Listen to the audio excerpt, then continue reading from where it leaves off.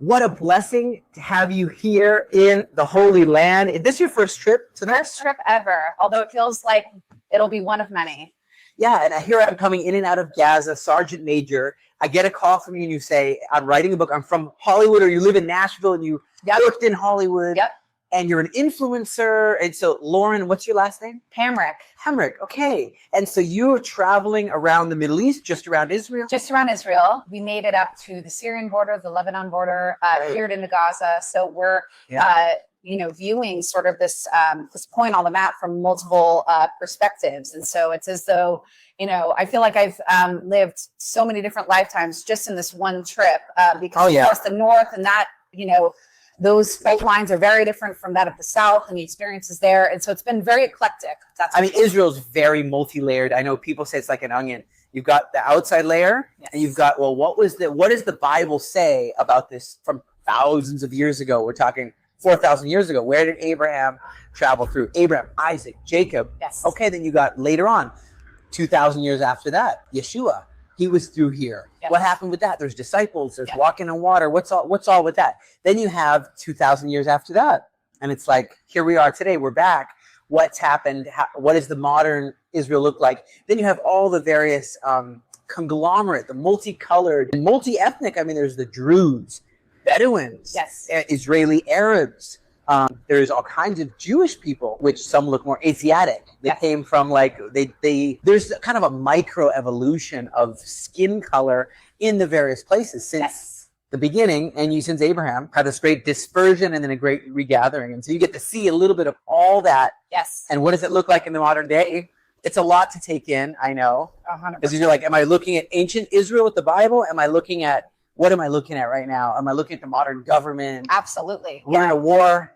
Well, and I mean, to your point, it's the claim that this is some kind of apartheid state is absurd on its face, because if you have literally every color of every rainbow, and coming from America, we're a melting pot. We have super diverse communities, and you realize that Israel, again, it's old world meets new world. It's cultures meets other cultures. It's incredibly multi-pointed, and yet people coexist with one another. Like America. Yeah. And people don't realize, here we are sitting in an Arab Muslim restaurant in Jaffa. Arabs and Jews live side by side.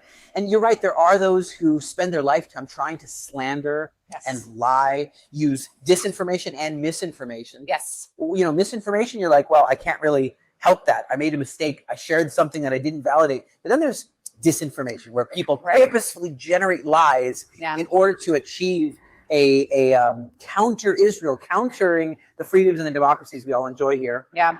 And but I'm glad you're getting to see it for yourself and be an ambassador. That's what we do, is we raise ambassadors who come throughout Israel, and they become advocates for the truth that they've seen, which is not only historic, there's modern, what is really going on the ground. And then when you have people who purposefully are pushing disinformation, you mentioned like Candace Owens or Tucker Carlson or other Qatar. They know better, by the way. They do. They probably, maybe they're bought by Qatar. Maybe they are, and universities as well. You wonder, how did they get to the stage they're at where you see such violence? Blocking professors from entering, Jewish professors, blocking students from entering their own paid for, expensive, by the way, in America. Yeah. Like here, no cheaper. We very much want everyone to learn and be highly educated in Israel. So people speak multiple languages, and 100%. Education level is very high here. But yet you have them blocking them entering into those expensive institutions, and the smart people institutions. Oh, did you study in one in Oxford? Yeah. I have studied at Vanderbilt University, actually. And then I completed some coursework, Prague's Film and TV Academy of the Performing Arts. So I was there for 5-6 months as well. And then I did a different abroad. It was somewhat of an exchange program in Ireland. So studied all over the world, but had a Vanderbilt experience, which is a very Jewish school, by the way. Wow. But, they still like to make themselves in the image of the Ivies with which they like to compete. So, of course, it's like the paradox of that is that while it's a very Jewish place in terms of the constituent student makeup, there's also kind of there's some hostilities and some bias embedded, all throughout. When I think of the future of Israel, what will be? People are saying, what will be after this war? The financial, sure, the stock market is going up. People are earning money in the stocks in Israel, which is amazing. But there's been businesses that have been closed. you saw yourself that only now it feels like everything's opening up again as this war looks like it's going to achieve victory. We believe and hope that the evildoers, the jihadists that want to only destroy everything that we all hold dear in any part of the Judeo-Christian world, the West, and Israel is part of the West, even though we're more tribalistic, let's say, than the rest of the West. But I realized that businesses are opening and people are struggling. They're like, what are we going to do financially? How are we going to get out? Some people are laid off. Business owners had their doors closed. I mean, we literally had not just the tax from Yemen on our shipping lanes with all our import. I mean, I literally tried to import certain things like materials. It says do not ship to Israel. I tried the other night. Do not ship to Israel from various even European countries. So there is this issue of like, how is this all going to work out? And then not just financially with the Houthis in Yemen, and then we've had the Hezbollah trying to regroup in Lebanon, southern Lebanon, where I was just serving. You have the attacks from in Iraq, in Syria, of course, Judea and Samaria. Absolutely. And you have also Gaza and, of course, Iran. And they're saying the uranium wasn't all destroyed, and we're going to go back at it and try to do a very ancient thing. And when you think of this ancient demonic marching orders, we will destroy all the Jewish people. We will destroy all of Israel. That's so demonic because I think of like ancient people like Haman in the Bible. You ever read the book of Esther? Of course. It's such a vindicating story, right? Because he's impaled on his own spear. We know that's the promised fate of all of our collective foe, right? Exactly. Collective. I like how you said collective. It is together. 100%. All three peoples need to know that freedom isn't just handed to you. I know veterans like me say that a lot because we've experienced that freedom isn't just like, well, we deserve freedom. We deserve to have our rights to property, our rights to human dignity, and our rights to the Judeo-Christian way, our rights to be able to read the Bible and to pray. Well, it's not handed to you. It needs to be fought for. But back to Haman, I was just thinking, he didn't like Mordecai. Mordecai didn't bow to him. A natural response would be like, I'm going to get that guy. I'm going to kill that guy. Right. I wouldn't want him to kill Mordecai because I like Mordecai. Yeah. But I would understand him if he's like, the guy didn't bow to me. He's making a fool of me. I'm going to kill him and his family. Right. You know what doesn't make sense? Every Jewish person in the known universe. 100%. How many? 127 nations. What did a little Jewish girl in Africa do to you, Haman? What did a little Jewish boy in India, a part of your realm, right? The Persian Empire. 2 innocent Jews outside of, a building in DC, walking on the streets at night, right? I mean, it's completely indiscriminate. I'm like a picture of the modern Jew. I got to carry the shepherd's staff because it's like we got to be able to defend, like the walls of Nehemiah in the Bible, building the temple, building the walls of Jerusalem, and you have Sanballat, and you have all these enemies of Israel coming around, and he's like, guys, carry your spear with you in one hand and build in the other hand. Yes. And that's what we're doing. That's what I've been doing with the Aliyah Return Center, with the Faithful Galileans Advocacy for Israel. Yep. And now with people like you, I think of advocates. Yes. Do you feel that you're one of these ambassadors? Yeah. I would say for lack of a better title, it's like, how do you really even pin a title to what feels like a calling? Right. And I think that as with a lot of people, after October 7th, everything changed, and as you introduced me, I come from a story background in entertainment, and, you have everywhere from, the stages of Coachella to the stages of Glastonbury, everything from lobbying Jewish threats against the Jews to death to the IDF. I mean, that was Glastonbury, right? Yes, that's right. So these things are being made. Death to me. Can you believe that? Death to me for defending Israel. They're screaming death to me. That's not nice. I'm here trying to rescue my brothers and sisters, the innocents who've been snatched into a tunnel of torture and terror and despair and starvation. Yes. But I think the narrative has been so mangled and twisted, and they have the upper hand, by the way, because I think, once you conquest Hollywood, so goes, culture, so goes the political world. And so I think that we have to understand the relationship, because you have these culture makers using major stages and platforms and outlets to, again, mainstream and popularize these set of values. And I think that the vast majority, let's call it the big middle, they're fundamentally gullible. I don't think that they necessarily have malice in their heart. I think they're just apathetic and ignorant, right? And that's a pretty dangerous cocktail, because what that means is that you can be manipulated. And then you are well acquainted with the forces that are trying to manipulate you. You are fighting against them every day. You are on, I just visited those front lines that I enumerated earlier. You are there defending the cradle of civilization with that, right? Yeah. These people don't understand, the carnage and the insidious thing that animates, our enemies, right? And so I think that coming from the Hollywood perspective, you understand the power of information. There's two wars going on running parallel to one another. There's the hot war, and then there's the war on truth. Mm-hmm. And so again, what is truth? This is what people. What's truth? So I work in the truth business, right? That's our chief export. Because what do they call country music? 3 chords in. The truth, right? And so ultimately, what's interesting about music is it bypasses your rational faculties and reaches your heart. That's why you have to be so careful with what you listen to, because these words, if they're wrapped up in a grape leaf of a catchy tune, they're going to groom you. They're going to work in and through you, and eventually, you will find yourself embodying and carrying those messages, right? Yeah. And so ultimately, it's culture making, but it's also again just breeding a class of unsuspecting, sycophantic followers. Yeah, it's a brainwash en masse brainwashing of the masses with a lie. Yeah, like Israel's an apartheid state. Israel's doing genocide. Israel's orchestrating a starvation. I think the worst one, and a friend of mine said this recently online. He said the worst lie is the word colonizer. Yes, because sure, there was British colonizers. They came and they colonized. You have a lot of Muslim colonizers. Look how many nations you had in Afghanistan. You had the tribes. You look at what you had in Egypt. Yeah. Egyptian people. Look what you had in all the different places throughout the Middle East. Turkey. You have different beautiful dresses in all kinds of places. Malaysia. Mm-hmm. It's all been colonized by, and you see it with the language, you see it with the foreign religion. Iran even, they said, guys, we've been colonized. The Quran isn't our book. Yeah. We don't know. We don't speak Arabic. We speak Persian. We don't speak the language of that book. Right. The Quran. We don't colonize, as some people are saying this. Right. Like I love Reza Pahlavi, the rightful crown prince who's been exiled. But my point is, there's great colonization happening. How many people have been colonized?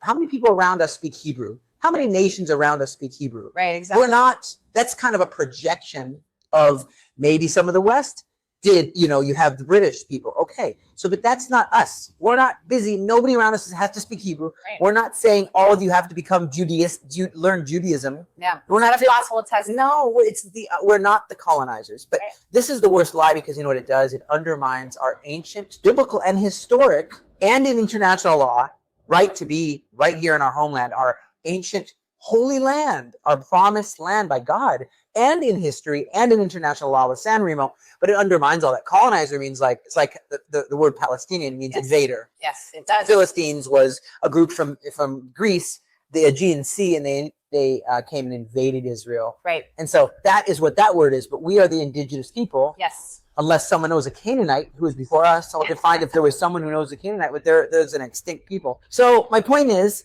this word colonizing is big undermining, and I see this brainwashing going on. And you're absolutely right. Is the first casualty of war is the truth. The truth is definitely under attack. So how do you feel that you want to share what you've seen, share the facts from on the ground, from going throughout Israel? Absolutely. I mean, again, what's so disarming about this place is you see all these narratives circulating on the internet, and then you're there dismantled on the spot, right? And not everyone has the privilege and the chance to come to Israel, although you should, and it actually is safe, contrary to popular misconception. Yeah. I mean, just the other day, I was on Dizengoff Street in Tel Aviv. You heard a siren because there was an incoming, Houthi threat. Right. They all went down to the bunker. I was out in 1 minute and 16 seconds. Right. And then you're just back to normal life, because that is how effective,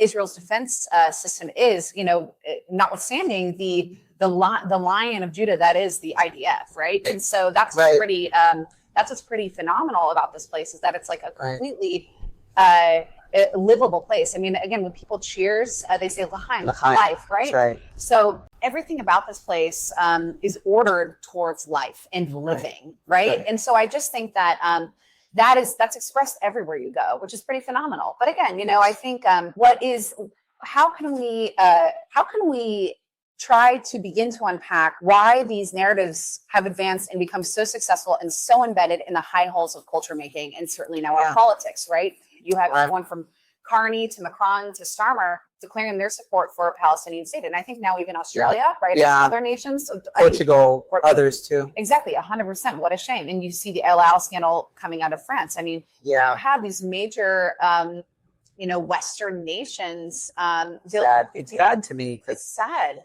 Because you really feel like we're part of the West. We are. Yes. And you feel that they'd have your back in the UN, women's rights. Well, women are being raped and butchered alive. Yes. And they don't come to their aid. You have Druze women skin being flayed off their body while they're alive and there. And then when we go to defend the Druze people, we're looked at as there they are colonizing again. No, we're not trying to colonize Syria. Israel defends every minority. Israel is the sole defender of every minority, including Christians, by the way, of which I am one. Right. And so I think that what you need to understand is it's all of this is a projection, right? It's like, in order for me to understand who you being the accuser is, I'll show you what you're accusing me of. Oh, I'm the colonizer? That's actually you. It's a deflection to distract from their own tactics, to place and pin the blame. And I think also, we need to look no further than how the two sides of this war are fighting. You have Israel that is feeding the population that seeks to destroy it. Right. Yeah. And there's a lot of conversation about how to distinguish between a civilian in Gaza and a soldier of Hamas, but that's another conversation. But then you have, again, the other side embraces the tactic of lying and deception. They use human shields. Right. Yeah. And so these are people that one abides by humanitarian custom and one thwarts that. Right. And yet they project and say that Israel is the one that is wreaking havoc and destruction. Let's not forget who started this whole thing, by the way. And so I think, again, you have to follow the narrative of this war, this immediate war from the very beginning, and to understand that it's projection after projection after projection. Yeah. And because of the inescapable reality of our media cycle, these things start to compound and pile up, and it's hard to make sense of it all. And so there's a mound of lies that we're trying to sort through and sift through, but you have to understand that they're exploiting the fog of war and the pace of war to be able to launch as many lies as possible that we are now tasked to deconstruct, basically. Yeah, it's true that one of the warnings of the times ahead, the hard times ahead in the Bible is do not be deceived. Right. Do not be deceived. If it were possible, even the very elect would be deceived. Yes. But it's not going to be possible, but there is this warning, don't be deceived. Why is that a warning? Because a lot of deception is going on. 100%. And in America, it's a wonderful place. It's a place of freedom, but there is almost like the loudest voice is who everyone listens to. Whereas it's not necessarily like that. The more east you go, you have like the Pope. The Pope is one voice that everyone listens to in the Catholic world. Yeah. The Maronite leaders, you have the Coptic Christians, you have hierarchies you have a leader who issues a religious edict, like, I don't know, the Jews are bad, the Jews are doing wrongly, I don't know what it could be, like the former Pope, and that is what everyone listens to. Whereas in America, if you have a loud voice, everyone will listen to you, or a large following. So it's kind of like a stand on the tallest mountain and yell the loudest in America. Yes. It's a little different. And it's sad when the people are not educated or purposefully paid for or have an agenda, which everything they're putting out, like Tucker Carlson. And I used to like him, actually. I loved him. I've met him. Really? Yeah. Speaking of that, so you're now having the privilege. I just want to ask your perspective of someone who is from America, Christian from America. How do you feel you've been received? Have you felt like you're being persecuted? Or have you felt that this place is a place of persecution? Or have you been received? And if so, who have you been able to meet? And how is that for you? Oh my gosh. I've been honestly completely embraced. That is the honest truth. I mean, what's amazing is you declare to people that you're an American, call them a Christian, and they just embrace you. They wrap their arms around you, and they assume that, we as Americans were all kind of monolithically Christian and patriotic and whatever else, because they view us from 6,000 miles away as a Christian nation, right? Yeah. And they know that our leadership and our current administration has backed them in this conflict, not just tangibly, but vocally. And so they see me as an expression of that, and they're grateful. And what's amazing is like I've had a couple of Shabbats where I've been by myself and I have people fighting over who gets to host me. And it's just like there's this like incredible latent hospitality that you find nowhere in America. We're so individualistic, and here it's like, we were just sharing about the mini plates. Of how you are. It's all about Abrahamic hospitality. Abrahamic hospitality. That's what I've been met with, and I think that for them, it helps their morale to just see you in person. It helps their morale. Ani Ken, do you want a little coffee or no? Or is there like a cappuccino or something? They do just the black coffee here. Oh, that's fine. That Turkish or Arabic. Yeah, Arabic coffee. Love that. It used to be the way that news was projected. Didn't have the TV sets. It used to be the what now the Bedouins really do this well. If you go to visit a Bedouin tent before you leave, you'll hear the cafe coffee ritual of the grinding. It's like a stone bowl. They put the coffee beans in there, and then they hit the sides of the bowl in a rattling like each one has a different rhythm. Each family has a different rhythm. Ken cafe en lecha im chalab, nachon cafe im chalab en lecha. No, they just have the Arabic coffee shit. Okay. And it's funny that they choose to serve the Jewish people here. He's an Arabic man choosing to serve even the Orthodox Jews who wouldn't have milk and meat together, or dairy and meat, and this is a meat restaurant, so they won't serve any dairy, just to honor the Jewish people that feel that the dairy, because it says don't boil a calf in its mother's milk. The religious Jews have taken that to mean never let there be any milk products with any meat products ever. Thank you. Oh my God. Shukran, Habibi. God bless America. We're just talking English at all? Okay, we're just talking about the Abrahamic hospitality. Ibrahim. Thank you. He says, welcome to the land of Israel. Be blessed in the land of Israel. And he said, of course, my restaurant always would love to welcome you and your friends. We love the Americans a lot. And the whole country is a place of freedom, and we love you guys. Oh my gosh, we love you too. See, that's literally part for the whole right there. It's remarkable. I think, and just as you said, at the very beginning, that Israel is a diverse place, and yet there's mutual respect and there's mutual hospitality. I don't pretend to assume that I have everything in common with the average Israeli. Right. I'm a Christian, I'm a Gentile. I don't know if I have any Jewish ancestry, but I don't believe I do. And yet there's more that unites us than divides us fundamentally. And I think that those transcendent values, that's the bonding mechanism right there. And I think that the differences are almost in majority ways negligible, but in other ways where it's meaningful, we have open dialogue. This is a free place. Right. There's free expression here. It is. I think the biggest thing I've encountered, someone summarized it for me in a sentence, which you might have heard this before. It's, hey, Israel, give the school bully all your lunch money or you're obstructing peace. Give the school bully all your lunch money or you're obstructing peace. See that? That is how the West, I feel, looks at us and says, well, if the Hamas is bullying you or Hezbollah is bullying you or the jihadists in Syria under the jihadist leader, al-Jolani, which means Golani, the Golan Heights. That's right. They want to take our whole Golan Heights, promised by God. And it's even Trump has even his real name. It's political name. It's political name of the guy. It just shows you where he's at. But it's like, oh, they're bullying you. They want to jihad you. These Hamas, these Hezbollah, these Houthis.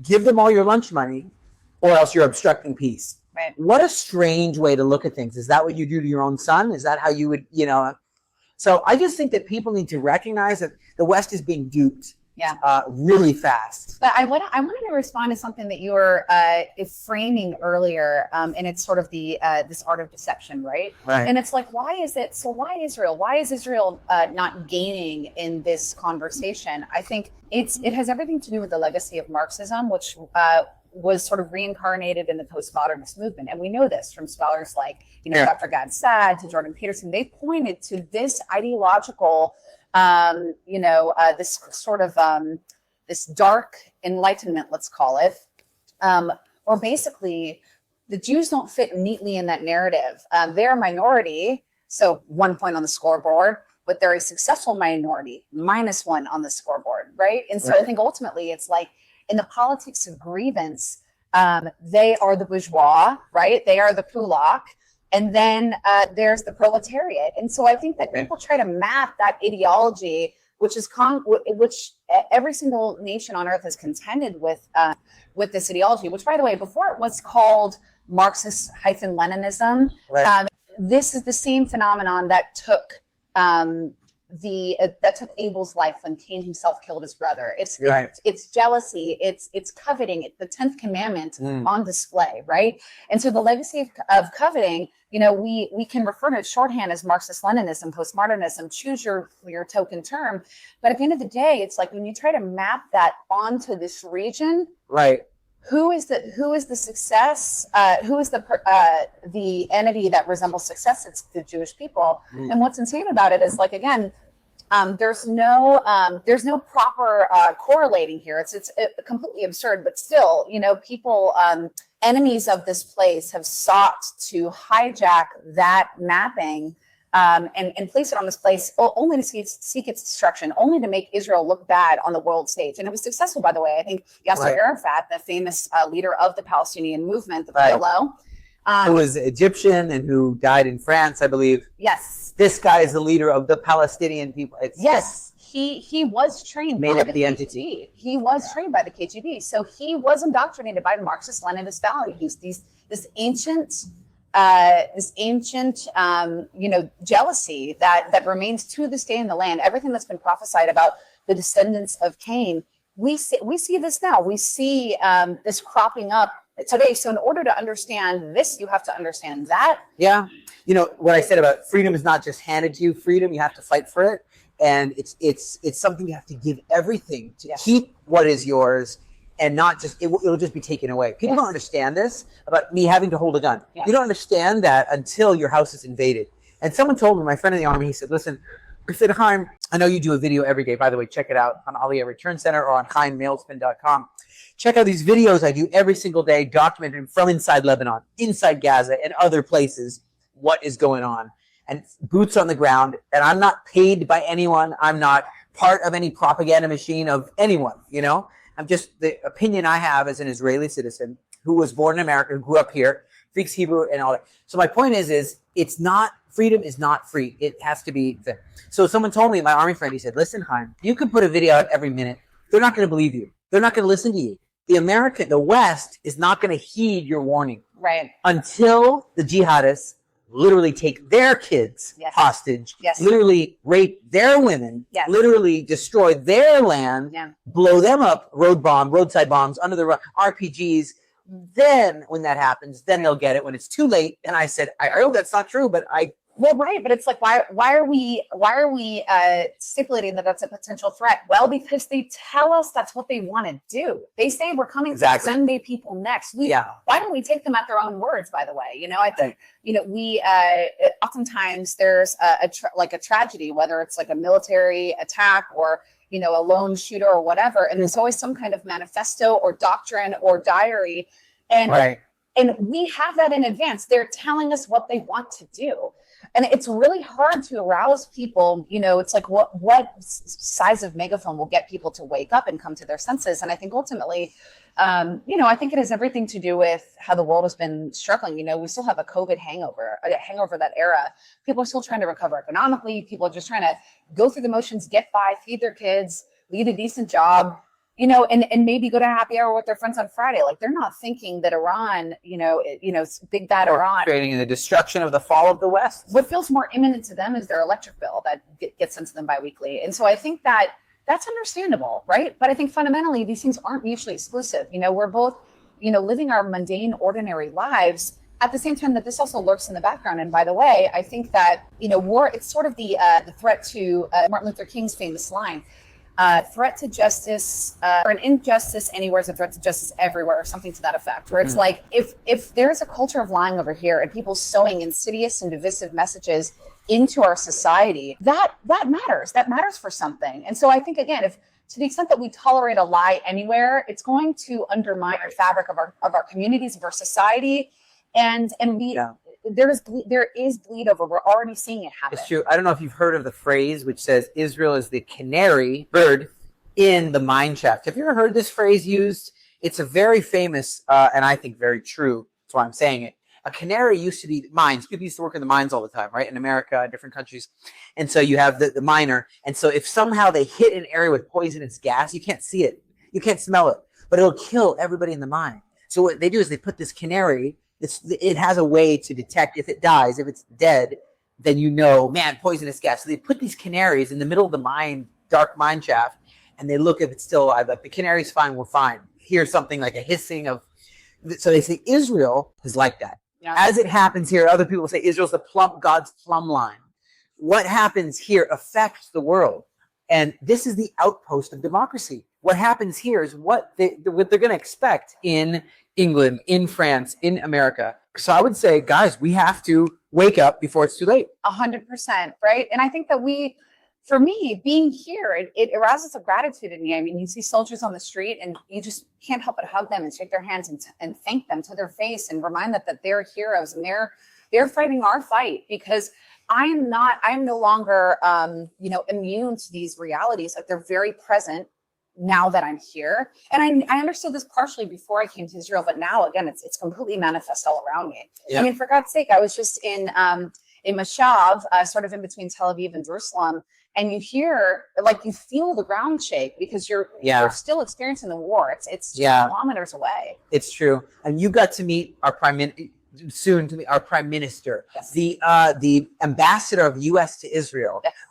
The Green Prince. Yeah. What's up, Yusef? I'm jealous of you because I love. He's got the book out. I love this Green guy. Prince. You know what he does so well is I love how he calls the bluff of his enemies. That's what inspires a fearlessness in me, because he's like, what's the most you can do? Take my life. These ideas, these truths will live beyond me, right? And even though we live in this propagandistic moment, in this parasitized moment, by call it the left, call it the Green Red Alliance, call it, Al Jazeera, whatever.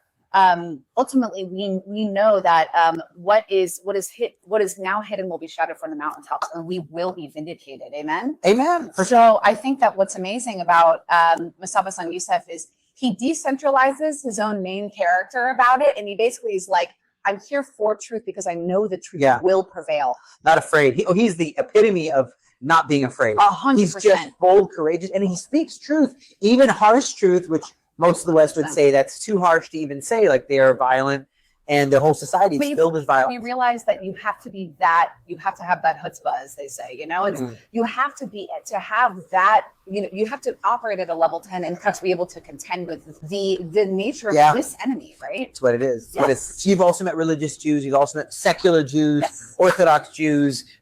You've met Christians. You've met Jews who believe in Yeshua. You've met. What would be your perspective of the variety of B'nai Manasseh, which are look like they're Indian in their look. They're from northern India. Yeah. They're Jews though, and they're part of the lost tribes. You met those from Africa, like Ethiopian Jews. Yes. You've got to meet Ashkenazi Jews from Europe, those who were, in the whole European, Poland and Germany, and all the diaspora there. There's Sephardic, speak Spanish. It's so funny how Jews can have such a variety, and you see such a variety here. What is in your perspective of the variety of Jews in Israel? Yeah, absolutely. I think too, what's so funny about these conspiracy theorists that blame everything on the Jews? What is the Jews? Like, they're so eclectic and different, and there's obviously a common denominator, which is that they all are of the 12 tribes, and they embrace Torah and the Tanakh and all of that. And you think about the different cultures, the hybrid cultures, from which they came, out of the diaspora and back and made Aliyah and coming to the homeland, and also, again, there's divergence in opinion, and should we express ourselves in this way or that way? You think about even the founding of the state of Israel, right? So it was the kibbutzim, and then things became more capitalistic, and it's like there are so many different opinions. 3 opinions. 100%. That's exactly the reality. And so I think I just laugh when people like to pin it all on the Jews, when it's like, okay, yes, there are the Jewish people, but like, what do you mean? Like, there's what cabal? Like, they're also, these are individuals that completely passionate and inspired and convicted individuals who are all striving towards expressing the fullness of the Torah and Tanakh, and following Hashem faithfully. Yeah. And I think watching that play out, watching people sort through what that's supposed to mean. Right. Right. Yeah, and another thing that they throw out, I mentioned a lot of different, what is blood libels or slurs or attacks or lies about Israel, which are just so many, it's unbelievable. One more I didn't talk about is racism. They're like, oh, it's racism. But you yourself know in LA, right? In LA, you have areas that have disparity. Yeah. And areas that are more prosperous. Yes. It doesn't mean that it's a racist reason that happens. Same thing in Israel. There's areas of disparity. Yeah. There's areas of more affluence. Yes. It happens everywhere in the world. Doesn't mean that Israel, again, we're here in a Arabic Muslim restaurant enjoying. They pay their taxes. I pay their taxes. They don't actually even have to serve in the army if they don't want to. I do have to serve. All boys and girls that are Jewish have to serve. The Arabs don't have to if they don't want to. Many do, and I have many that serve alongside me, and especially the Druze. Yeah, and I love this one Arab. His name is Joseph. His name is Yosef Haddad. Joseph Haddad. He is such an outspoken, because a Jew gave his life for him to be saved. He jumped on a grenade.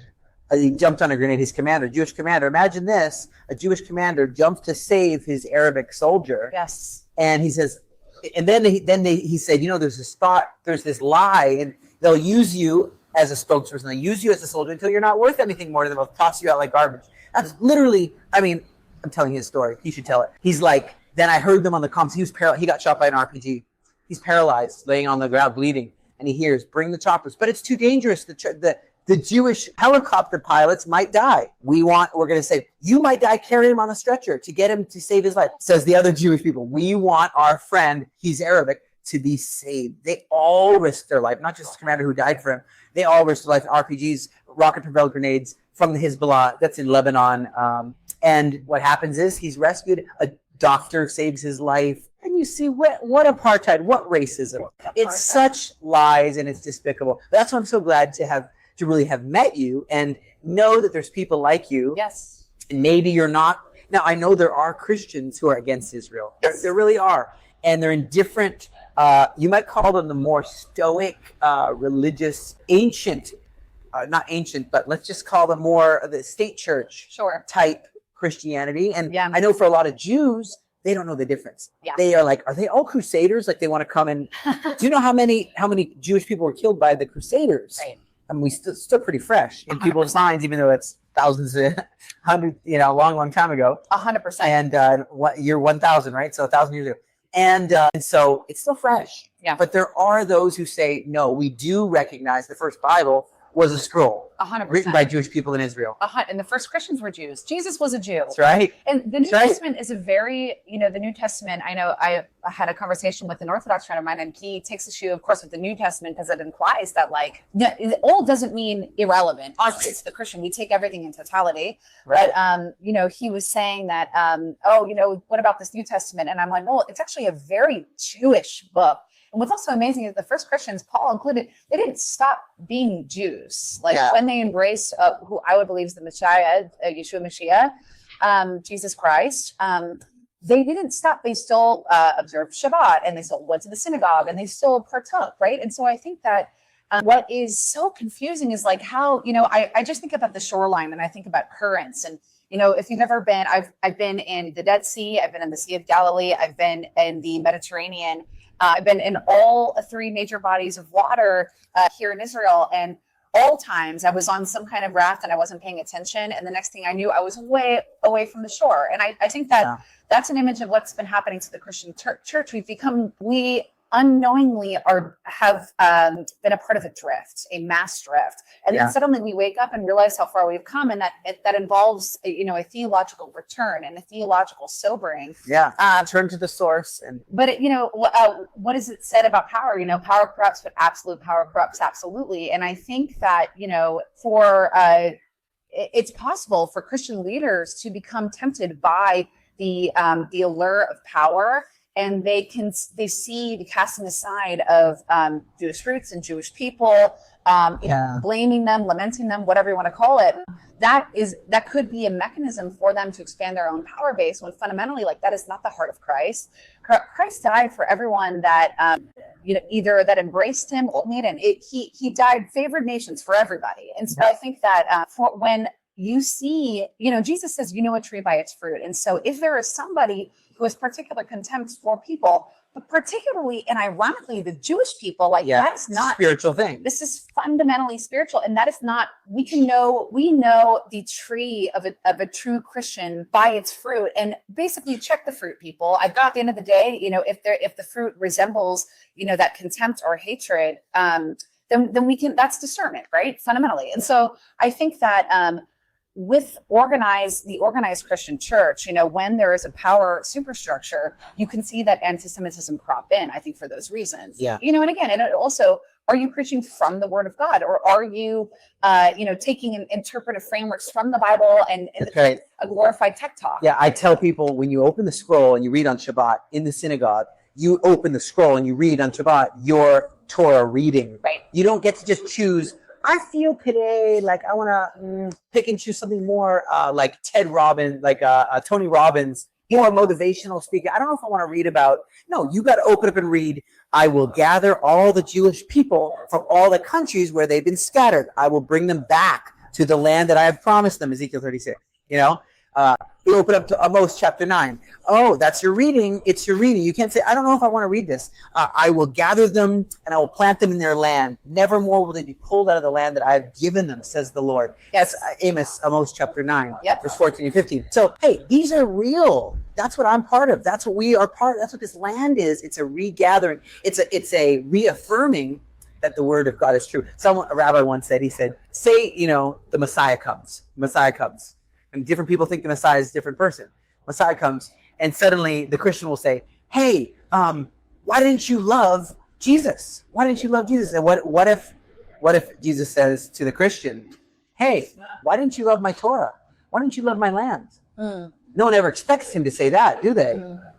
Hey, Christians, why didn't you love my Torah or my land? Right. That's a kind of a big challenge. I like this thinking because it's literally in his word. I'm reading it to you right now, and 100%. some people don't care. They couldn't care less about God's land, 100%. about his promises. Well, and it's like we're talking about this idea of replacement theology, right? Because what is replacement theology except a superiority complex? And for those that don't know, replacement theology is the idea that after the Messiah has come, we jettison the purpose of Israel. We jettison the purpose of the Jews, which Paul himself refutes in Romans 11, by the way. Right. God doesn't say it's just all Christian. There's no more Jews left. He says, I'm a Jew. I'm of the tribe of Benjamin. I'm one of the tribes. I'm literally, that's long after Yeshua rose. And so why is he saying that if it's all just Jews are all canceled and, it's easy to refute. It's absolute cognitive dissonance at its best, right? Yeah. But I think these ideas have become so mainstream that we're unaware of like the very apparent cracks in that foundation. But set that aside, I think ultimately, again, and it says in Romans 11, it's like, do you not understand that salvation itself is a gift? It's a miracle that you yourself are saved. So this sort of exclusive insiders thing that the Christian church can approximate. I'm not saying it's the true Christian church, but expressions of the Christian church. All throughout history and up until this time, right? They're a harbinger of that superiority complex, and it's just wrong. It is nothing to do with our scripture, right? And it doesn't mean Israel's perfect. Israel's got a lot of problems. I mean, I would say this war isn't ending quick enough. I wish it was much quicker. Yeah. I wish so many soldiers weren't dying. But there's such a burden of proof. There's a kind of burden of proof on the Jewish people and the state of Israel. Right. Held to like beyond Earth itself. Like, has any war in the history ever done so much for its enemy? Do you hear, the Christians that are being slaughtered in Africa and the Sahara right now, currently? And, it's crickets from, the Daryl Clippers and the Candace Owens and the Tucker Carlsons and the Dave Smiths. You hear not a word, right? I'm excited about what's ahead for you, for us, for working together, raising up ambassadors from all over. Anyone who sees this, anyone who sees the shows you're putting out, the book you're writing, the book I'm writing. I'm really excited to see the breaking of bread and the sharing alike with God's prophetic plan and purpose. I think the future is bright. Amen. Because the prophecies say it. I know that most Christians here's a thing. Most Christians that I meet, especially if they're American, are always saying, well, how soon is Armageddon? Is this war Armageddon? Is it the war later? Is it a war before? Was Armageddon? Where's Gog and Magog? Is that Bush and George Bush Sr., George Bush Jr.? Is that Bush and Magog? I'm like, hey. How about you worry about what side of Armageddon are you going to be on? You and your family legacy. That's right. You and your kids. What effort are you doing to not end up being on the wrong side of Armageddon? That's all those armies that come against Israel. Those aren't Jewish people. Those are, well, unless they're anti-Israel, but those are armies of the nations that are attacking Israel. And then the angels wipe them out in the Valley of Megiddo, not too far from my house. Okay, so that is literally a blood up to the horses' bridles. They don't want to be there. The steps you're taking now is going to make sure that you're not there in the end. And people need to be worried about what side of Armageddon they're on, not when Armageddon is. Agreed. And I think too, we've been talking about, the binary of good guys versus bad guys. And I think the reality, the Christian believes that the line between good and evil actually runs through every human heart. It runs through my heart. It runs through your heart.